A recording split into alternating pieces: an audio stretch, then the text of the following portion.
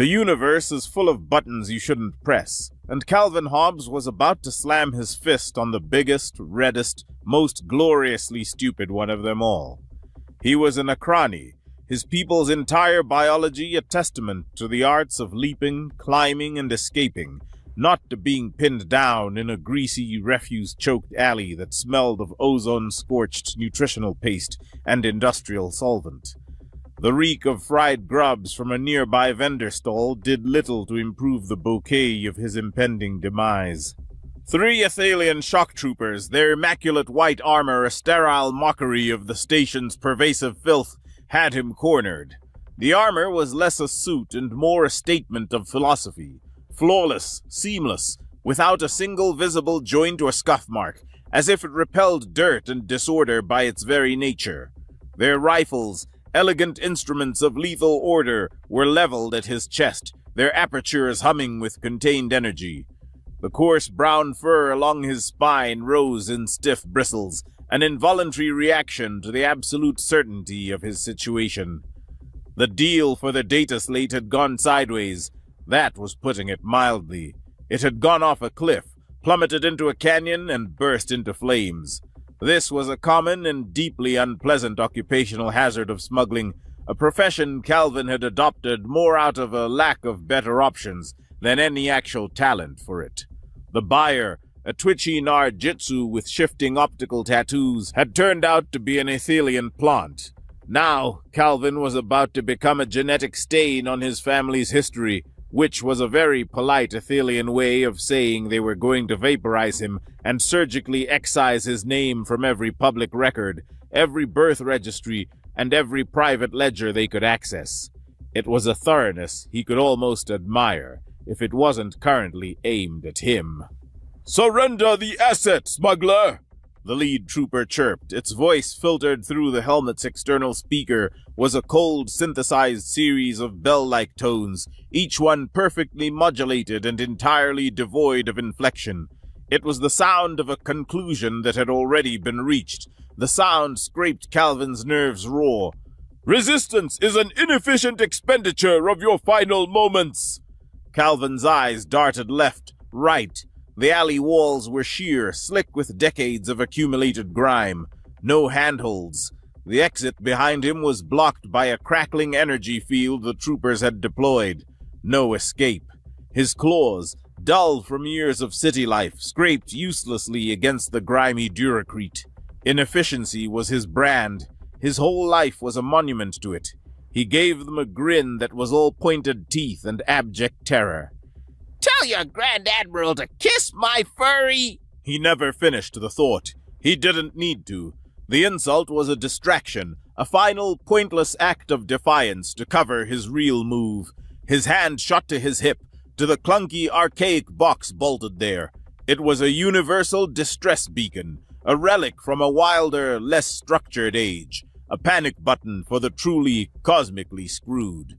No one used them anymore. The major galactic powers, the Athalian Dominion, the Syrian hegemony, the merchant clans of Solvane had their own encrypted proprietary networks. Answering an open, universal call was like walking into a dark room full of strangers with knives. You just didn't do it. It was an invitation to ambush, a magnet for pirates, a waste of fuel and time. The Athalian commander tilted its helmet, a gesture that might have conveyed curiosity in a lesser being. On it was an expression of pure logical dismissal, a flicker of contempt registered in the subtle shift of its posture. "An archaic plea from an obsolete system. No one will answer. This sector is under Dominion quarantine." "Yeah, well," Calvin hissed, his palm hovering over the big red button, the plastic worn smooth from the desperate caresses of a dozen previous owners. "I'm an archaic guy." He slammed his fist down. A single defiant red light began to pulse, an unencrypted, untraceable scream for help, hurled into the uncaring dark between stars. The signal propagated at the speed of light, a ghost in the machine of the cosmos. It was a simple, repeating burst of information, the lowest common denominator of distress. A life was in danger, right here, right now. It was a message designed to be understood by any civilization that had discovered radio waves. It washed over the glittering freighter lanes where hulking cargo haulers plied their trade. On the bridge of the stellar wind, a corporate captain saw the alert appear on a dusty, forgotten auxiliary monitor. She noted its origin deep within Athelian Dominion space and promptly ordered her navigator to plot a course adding 2 light years of distance from the source. It wasn't her problem. The signal skimmed the vast, delicate sensor nets of the Siren hegemony listening posts, great gossamer webs strung between asteroids to catch the faintest whispers of their rivals. Inside one such station, a bored analyst with graying antennae flagged the signal, filed it under Athelian internal matter, probable trap, and went back to sipping his spiced caf, his work for the day concluded. It passed through the wavering gaseous veils of the Azure Nebula, where pirate fleets lay in wait. The Pirate Queen, a formidable creature with a reputation for daring raids, saw the signal and laughed. Flying into an Athelian quarantine zone for one unknown smuggler wasn't daring, it was suicidal. She ordered her fleet to maintain silence. A lonely, desperate whisper swallowed by the sheer, unlistening emptiness of the cosmos. The Athelian commander was right. The galaxy was too big, too busy, and too cynical to care. The lead trooper raised its rifle, the hum of its charging cell rising in pitch. Calvin closed his eyes. Then the signal reached the Sol system. It struck the outer edge of the great debris field first. To any long-range scanner, to any galactic historian, this was the tomb of humanity. A hyper-dense, chaotic storm of rock and shattered metal, wrecked satellites and the frozen corpses of ships, all churning in a series of overlapping, decaying orbits. It was a Kessler syndrome engineered on a planetary scale, the result of a final apocalyptic civil war. It was a wall of static and radiation, a system that had committed suicide so spectacularly it had taken its entire stellar neighborhood with it.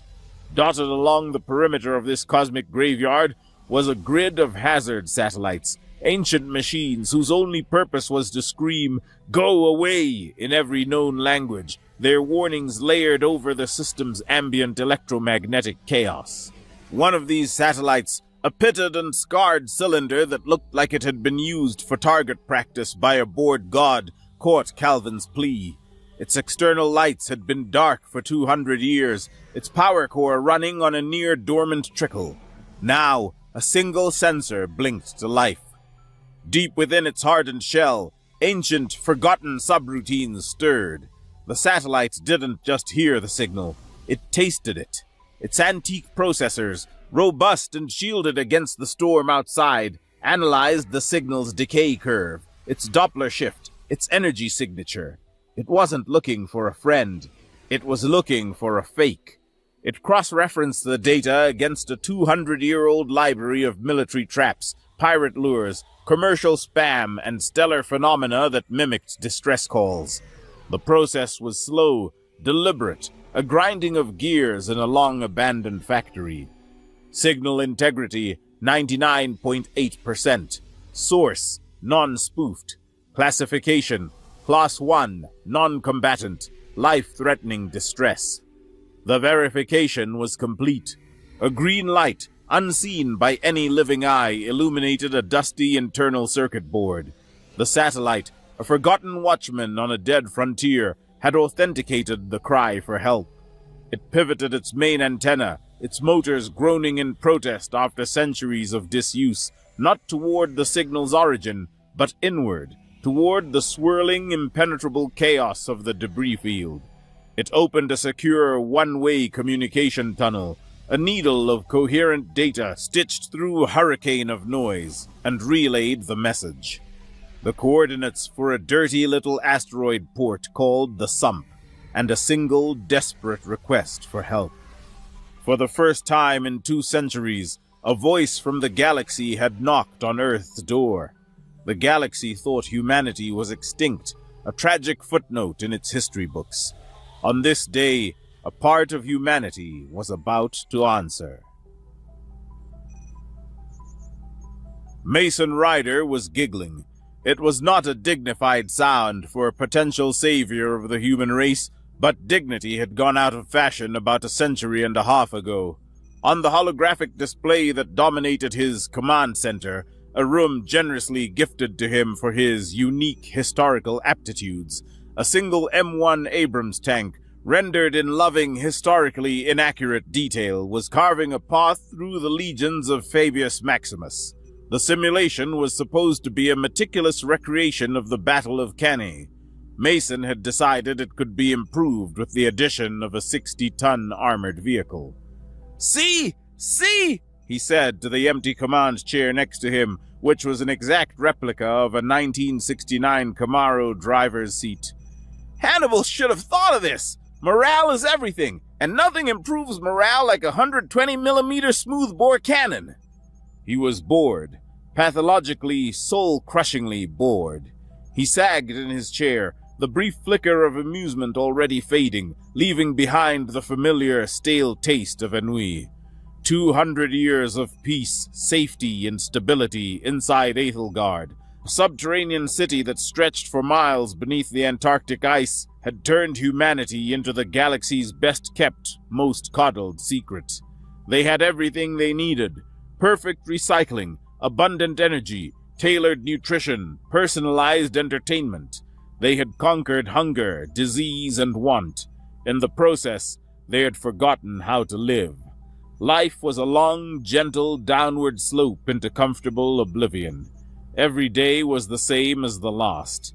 A perfectly temperate, endlessly pleasant, artistically lit, and utterly meaningless existence.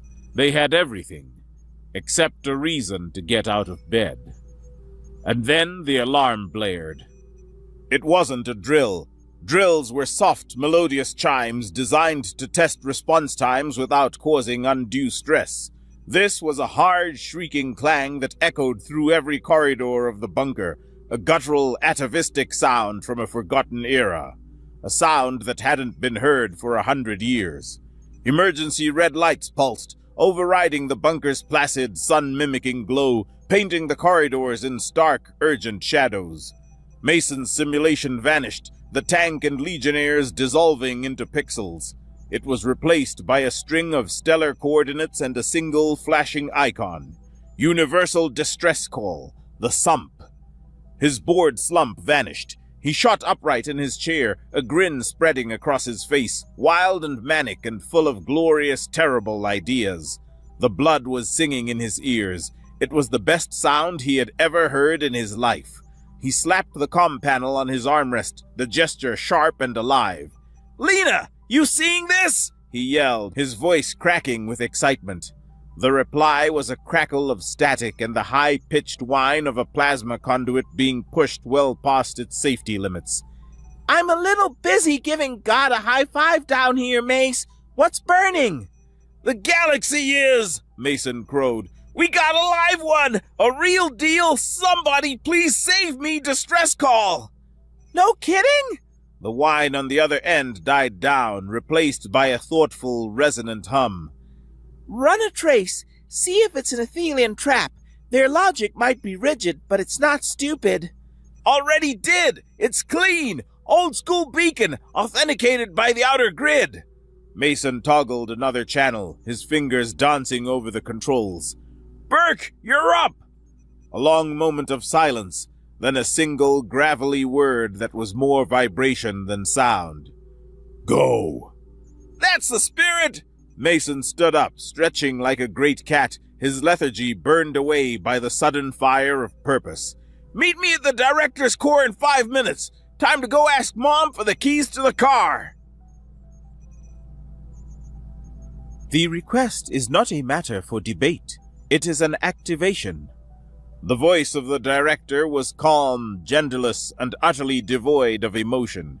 It emanated from a simple, pulsing orb of blue light suspended in the center of an otherwise empty spherical chamber. The walls were a smooth, featureless white, and the air was cold and sterile. Mason, Lena, and Burke stood before it, the adrenaline of the alarm still thrumming in their veins. "Activation? Lena asked, wiping a fresh streak of iridescent lubricant from her forehead with the back of her hand. Her jumpsuit was covered in grease, and her hair was a mess, but her eyes were sharp and focused. You're just letting us go? Letting you go is an insufficient descriptor, the director stated, its light pulsing in time with its synthesized words. The prime directive is the long-term survival of the human species. For 2 centuries, this has been best served by isolation. The great debris field has been our shield and our tomb. But my simulations, run continuously for the last 50 years, have confirmed a terminal diagnosis. With a 99.7% certainty, continued isolation is a slow, sterile poison. Holographic images bloomed on the curved walls around them. They showed projections of Aethelgard a century from now, birth rates declining to near zero, art becoming purely derivative, scientific advancement stagnating into scholasticism. It showed a humanity so safe, so comfortable that it had lost the will to procreate, to create, to strive. It leads to cultural death, genetic entropy, and eventual extinction, a quiet, comfortable end. Therefore, the prime directive can no longer be served by hiding. The AI paused, its cold logic washing over them, a tide of pure, unassailable reason. All low-risk scenarios for re-engagement, stealth probes, diplomatic overtures, data exchange have been simulated. They all result in our discovery and subsequent containment or destruction by galactic power structures that fear the unknown. Our existence is a variable they cannot control. Our history is a threat they cannot tolerate.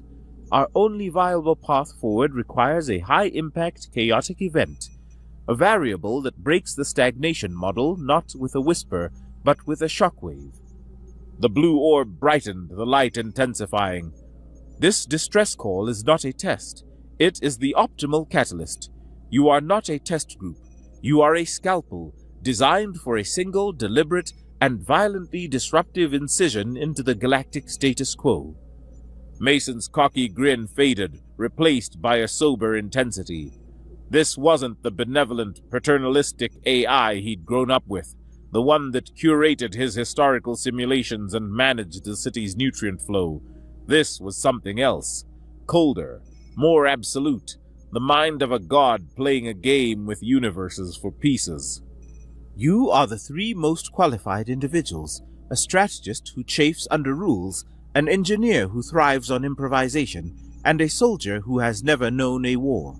The vessel you command, the Malice, is the only instrument capable of this operation, the director continued. You will proceed to the target coordinates. You will succeed, and in doing so, create a new paradigm for humanity. Or you will fail, and prove that the simulations were correct, and that humanity was not worth saving. Schematics of their ship, the Malice, appeared on the wall, along with a countdown timer. 41 minutes and ticking down. "What's the operational window?" Burke asked, his voice steady as bedrock. He stood with his arms crossed over his massive chest, his gaze fixed on the orb of light, unflinching. There is none, the director stated flatly. You will not return. The launch will be masked by a seismic event triggered in the subglacial mantle. Once your vessel has cleared the silo, the launch tube will be fused with plasma torches. The entangled comlink will be switched to a receive-only mode on our end, and this bunker will be permanently sealed from the outside. You are not an exploratory team. You are the cure, or you are the final symptom. The silo is now sealed behind you. Go. The finality of it hung in the air, heavier than a mountain of ice. This wasn't a mission. It was an expulsion, an exile, a one-way ticket to whatever lay outside their gilded cage. Mason looked at Lena, then at Burke. He saw the same spark in their eyes that he felt igniting in his own chest. It wasn't fear. It wasn't despair. It was the terrifying, exhilarating thrill of absolute freedom. His grin returned, sharper and more dangerous than ever. "Well, kids," he said, turning back to the orb, "you heard the machine. We've been fired." The launch bay was a cathedral of cold steel and ice, and in its center sat their chariot, the Malice. It was ugly, loud, and beautiful. It was a cobbled-together masterpiece of junkyard chic, its parts reverse-engineered from centuries of salvaged alien wrecks that had strayed too close to the debris field. It had the angular, brutalist thruster assembly of a hegemony dreadnought, the snub-nosed cockpit of a Solvane clan freighter, and a weapons system that was entirely, terrifyingly human in its over-the-top design. It was a testament to humanity's refusal to accept anyone else's design philosophy. It was loud, inefficient, and bristling with weapons. It was perfect. All systems green, Captain. Lena's voice crackled over the ship's internal comm. Her station was a nest of wires and custom-built consoles, screens displaying the plasma injector pressures and power flow. Injectors are purring. She wants to fly. Mason was strapped into his captain's chair, the salvaged, worn-out leather seat that featured a prominent gear shift from a 20th century muscle car. It wasn't connected to anything. He just liked the feel of it. Burke, you strapped in back there? Affirmative, came the gruff reply from the gunnery station. Weapons are hot. A deep rumble began to shake the silo, a low-frequency vibration that resonated in their bones.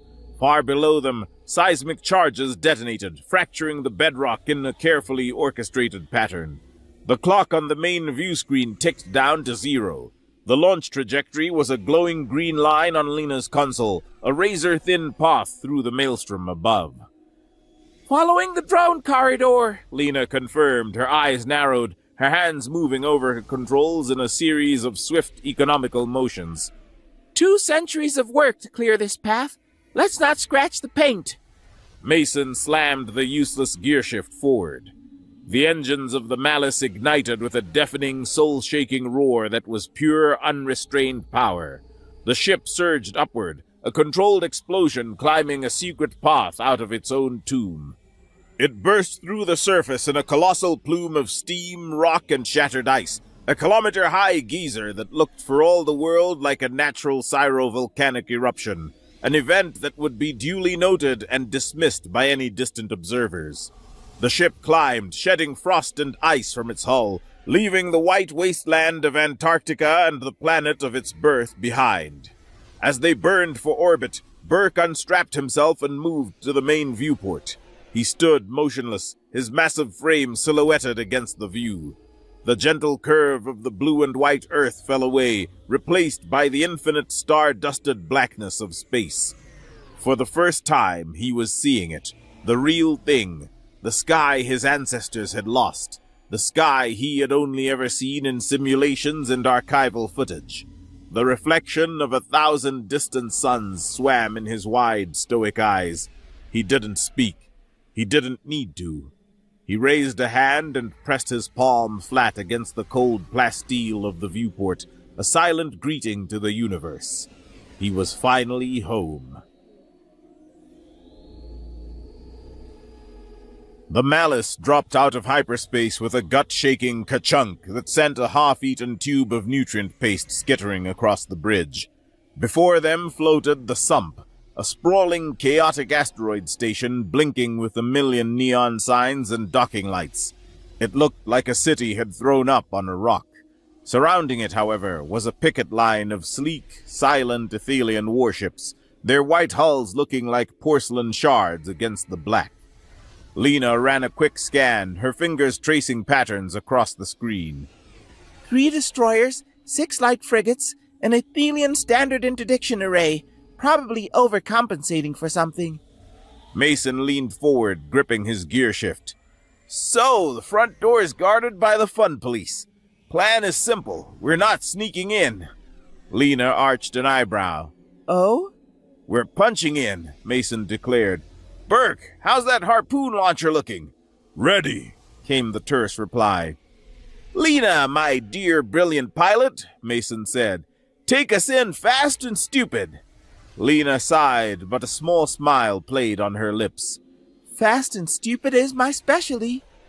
The Malice screamed toward one of the Sump's colossal kilometers-long magnetic docking arms, engines burning hot and bright. On the Athelian flagship, alarms flared. They were expecting a cautious probe, a stealthy approach, not a rusted-out monstrosity on a full-burn suicide run. "We're gonna be cosmic pate!" Mason howled with glee. Just hold on, Lena grunted, her knuckles white on her controls. Burke, now! A massive harpoon trailing a thick cable shot out from the ship's underbelly, slamming into the docking arm with a heavy thud that reverberated through the ship. The moment the cable went taut, Lena cut the main drive and fired the starboard maneuvering thrusters. Physics took over. The ship's immense forward momentum was converted into rotational energy, whipping the malice around the massive arm in a brutal G-force-heavy slingshot. They swung around the station in a wide, fast arc, appearing on the opposite side, a blind spot the Athelian picket hadn't bothered to cover. They hurtled toward the station's decommissioned cargo bay 9. "Gonna need a door prize!" Mason yelled. Burke's forward cannon barked once. The massive cargo doors blew inward in a shower of twisted metal and vaporized rock. Lena feathered the thrusters with minute, careful adjustments, bleeding just enough speed to shoot through the opening without scraping the hull. On a nearby docking ring, a grizzled old Cherupton dockworker, Grim, lowered his plasma wrench. He watched the smoking hole appear in the side of his station, blinking his large nocturnal eyes. His incredibly long, multi-jointed fingers, capable of tying microscopic knots in fiber-optic cabling, hung limply at his sides. "Well, spit on my gears," he whispered to himself, his voice a series of soft clicks and whistles. "Who in the blazes?" He shook his head slowly and went back to work. Some days, on the sump, you just didn't ask questions. The moment the Malice's landing struts magnetized to the deck with a heavy clang, the rear ramp slammed down. Mason and Burke dropped onto the deck of Cargo Bay 9, their heavy boots kicking up dust that hadn't been disturbed in years. "All right, Burke," Mason said over their private comm. "Rescue and light vandalism." "Secure the asset," Burke corrected, his heavy cannon held at low ready, its underslung sensor package sweeping the area. The fight was immediate. Athelian shock troopers, already responding to the intrusion, swarmed them, moving in perfect interlocking formations. They flowed around containers and machinery like a single white-armored organism, laying down overlapping fields of fire. It was a tactic that worked beautifully against other organized armies. Against Mason and Burke, it was a death sentence. Burke was a walking bastion, a mobile fortress. He didn't take cover. He was cover. He moved with a slow, inexorable purpose, his cannon barking deep, concussive roars that sent troopers flying, their perfect armor cracking under the sheer kinetic force. Mason was chaos incarnate. He slid under plasma fire, kicked a volatile fuel canister into a group of troopers, and detonated it with a shot from his sidearm. He used the environment as his primary weapon, turning the Athelians' rigid, predictable movements against them. "Lena!" Mason shouted into his comm, vaulting over a stack of crates. "Pump up the volume on the externals! Let's give them some proper boarding music!" A moment later, the thumping, primal beat of AC/DC's Thunderstruck blasted from the ship's external speakers, echoing through the vast cargo bay at deafening volume. Calvin Hobbs, pinned down in a seedy cantina across the station, heard the distant rhythmic explosions and the even more terrifying music. He was starting to think the button had been a spectacularly bad idea, or maybe, just maybe, the best idea he'd ever had. They found Calvin in the Star Drifter's Rest, a dive bar where the lighting was bad and the patrons were worse. He had managed to kick over a heavy metal table and was using it for cover as plasma bolts from an Athelian squad chipped away at it. Burke didn't bother with the door. His cannon blew a man-sized hole in the wall next to it. The firefight was short and furious. When the smoke cleared, Mason stood over Calvin, offering a hand. "Calvin Hobbs, I presume? Your taxi's here." As they dragged him out, Mason and Lena's argument erupted over the external speakers, a bizarre counterpoint to the lingering scent of burnt ozone. "AC/DC is objectively superior for boarding actions, Lena. It's got a driving beat. It's methodical," Mason insisted. That's caveman logic. Lena's voice retorted from the ship's cockpit. Motorhead has a raw, chaotic energy that's much better for creating confusion and panic. It's not about a beat, it's about an atmosphere. Calvin stared at their human faces, visible through cracked, soot-stained visors. He had only seen humans in archival records depicted as long-extinct boogeymen. Ghosts! He whispered, his voice trembling. My grandmother told me stories. She said you were myths. Mason clapped him on the shoulder. Well, the myths are back, pal. Now let's get you out of this tourist trap.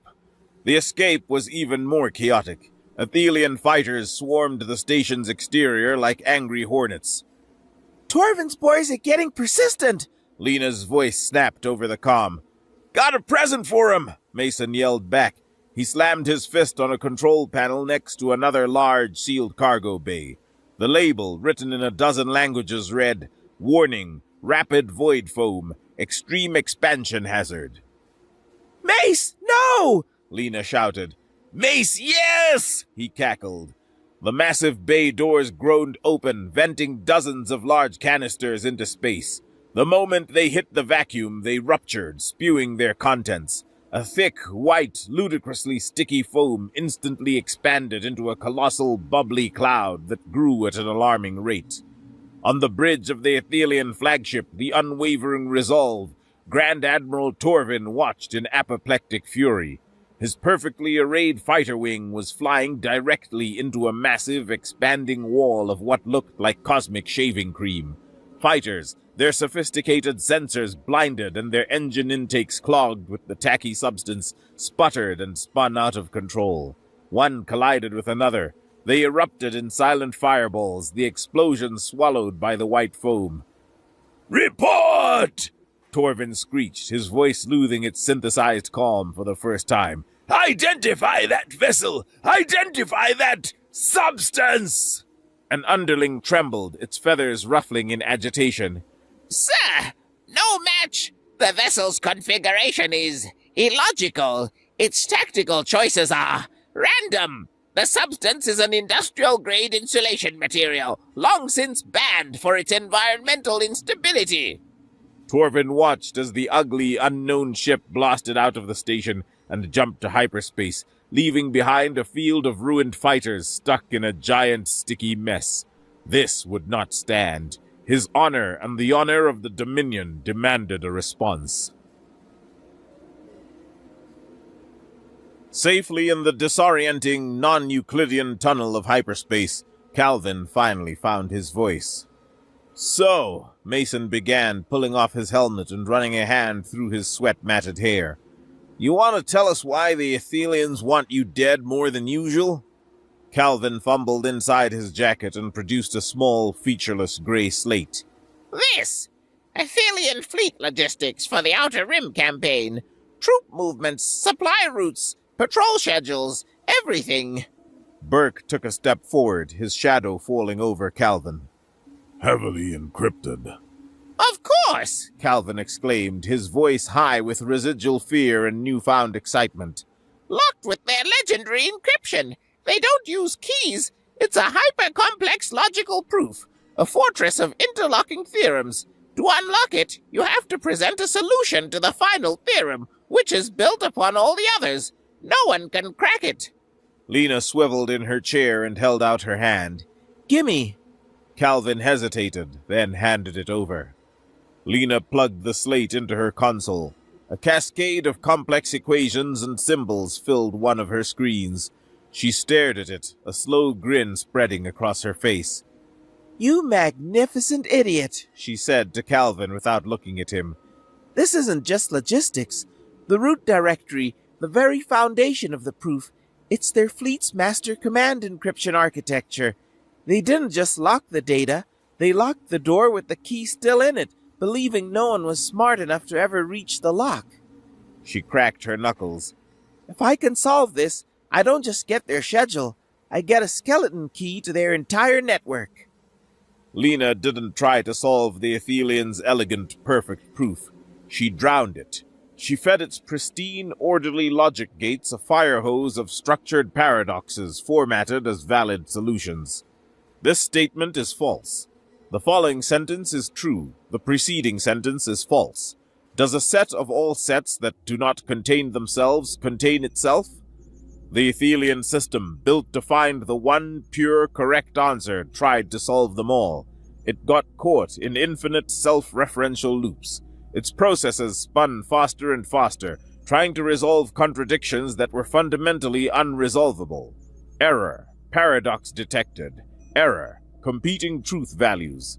The system, designed for unflinching certainty, suffered a fatal exception, forcing a hard reboot into an unlocked low-level diagnostic state to prevent its core from melting. The fortress of Athelian theorems dissolved into an open file directory. Lena leaned back, wiping a bead of sweat from her temple. She smirked. Their logic is flawless, and that's why it's so damn predictable. It has no defense against things that make no sense. Now, about that skeleton key.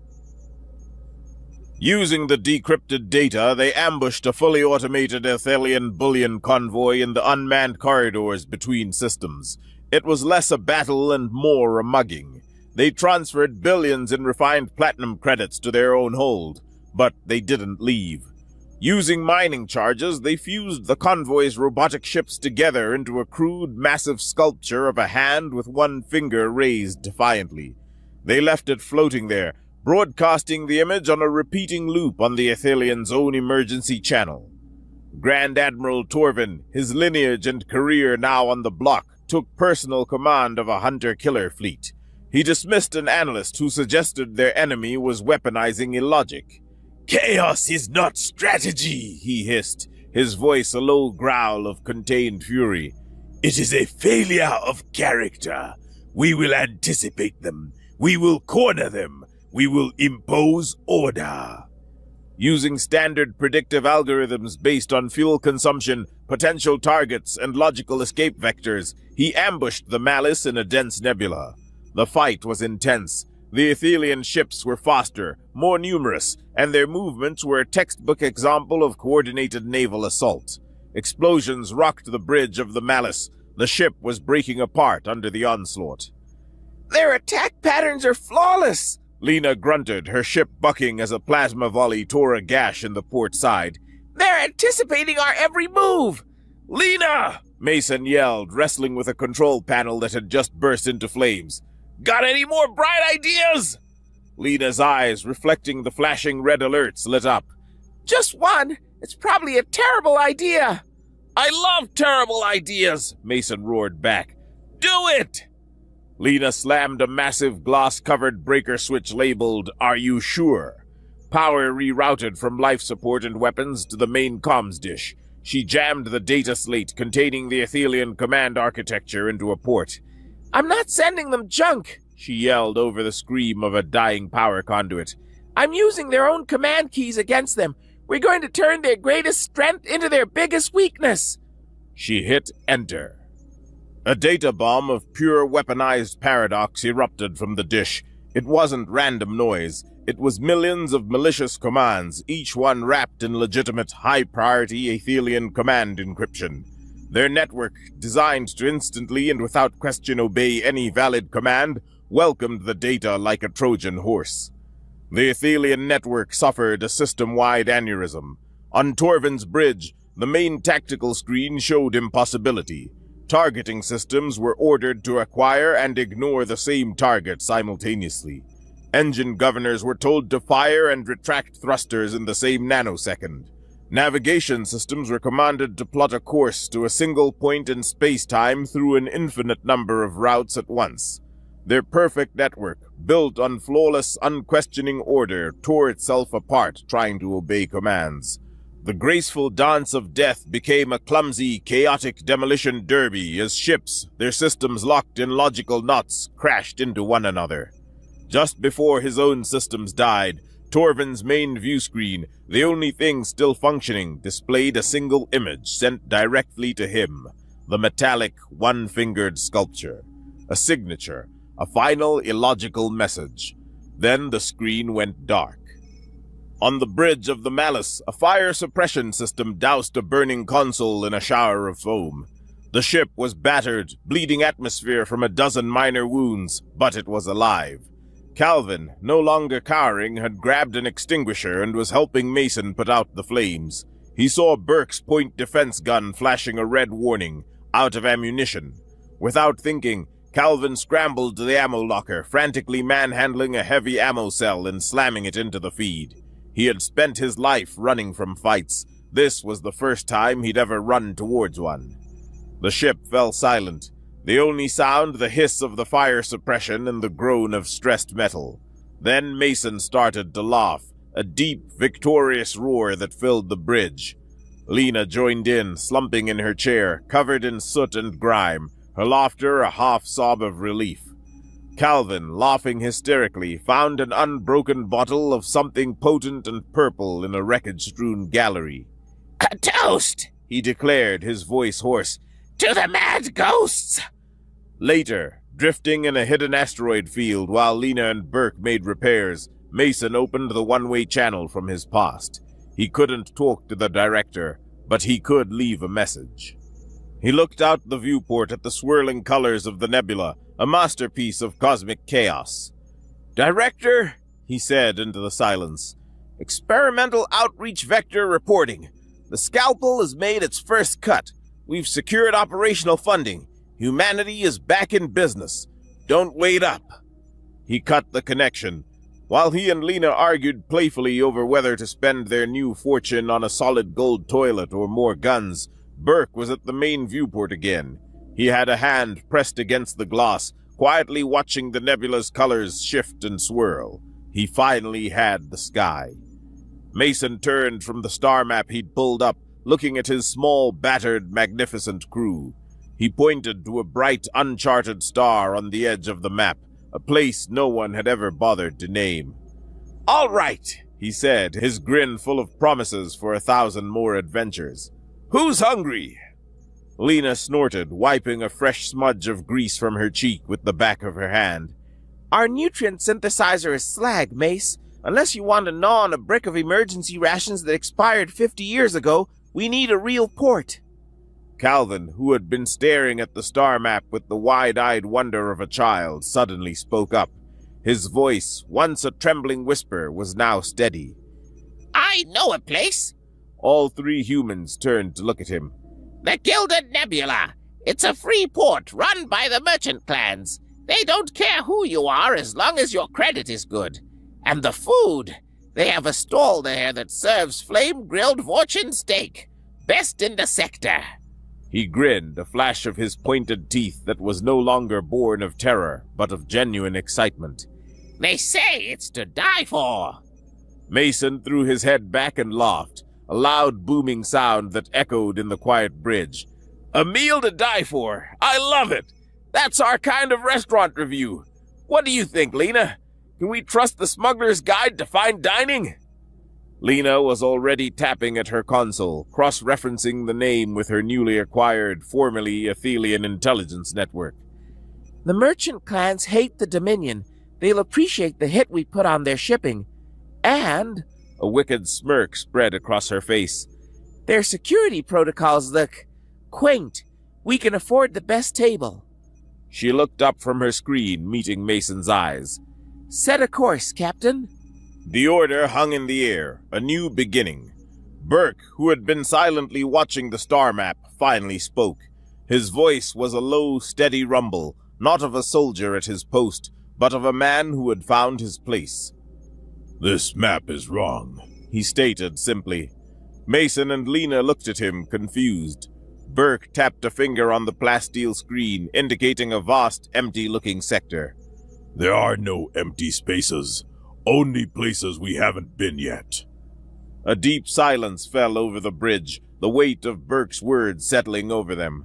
They weren't just running. They weren't just hiding. They were exploring. Mason looked at his crew. He saw Lena, the brilliant engineer, uncaged, ready to rewrite the laws of physics and finance. He saw Burke, the silent soldier who had found a universe worthy of his vigilance. And he saw Calvin, the terrified runaway who had discovered his own courage by standing with them. He turned back to the star map, his grin fading into a look of absolute iron-willed purpose. He pointed not to the gilded nebula, but to the deep, uncharted blackness Burke had indicated. "The galaxy thinks we're a ghost story," Mason said, his voice low and dangerous, a promise carried on the ship's recycled air. "A tragic footnote in a history book they wrote for themselves. They're about to get a lesson in editing." He slammed the useless gearshift forward with a resonant clack, a symbolic command for a future he was now writing himself. "Let them have their order. Let them have their logic. We're humanity. We're the beautiful, glorious, unpredictable, and goddamn unreasonable chaos they forgot to account for. Let them hear the thunder. Let them send their fleets. The ghosts are coming home." Lena didn't need another word. A wild, feral grin split her face. "You heard the man," she broadcast over the ship's internal comms, her voice crackling with joyous energy. "Hold on to your asses." Her fingers flew across the console, bypassing safety limiters and governors that were, in her opinion, merely suggestions anyway. She wasn't plotting a course, she was tearing a new hole in space-time. Calvin, strapped into a nearby seat, let out a whoop of pure, unadulterated glee. His fear finally burned away and replaced by a thrill he never knew existed. Burke stood unmoving, a pillar of quiet readiness, his gaze fixed on the star-dusted void as if he were daring it to stand in their way. With a bone-jarring lurch and the now familiar ka-chunk that sounded like a god slamming a car door, the universe outside the viewport twisted into a screaming tunnel of strange color. The malice was gone, leaving behind nothing but an afterimage of defiance and the faint, lingering echo of a 20th century guitar riff. And across the star lanes, the story would spread, not from official reports or Dominion broadcasts, but in hushed whispers in seedy cantinas, in coded messages between freelance freighters, and in the boasts of junkyard merchants who claimed to have the schematics. It was a new myth being born, a story of a ghost ship, an ugly, unusual vessel that appeared out of nowhere, piloted by extinct apes who laughed in the face of death, fought with weaponized paradoxes and industrial waste, and blasted ancient furious music while they dismantled the most orderly fleet in the galaxy. The universe was full of buttons you shouldn't press, but the galaxy was learning that humanity wasn't just a button. They were the entire, unlabeled, sparking control panel, and their defining feature, their greatest weapon, was that not even the ones pressing it knew what would happen next.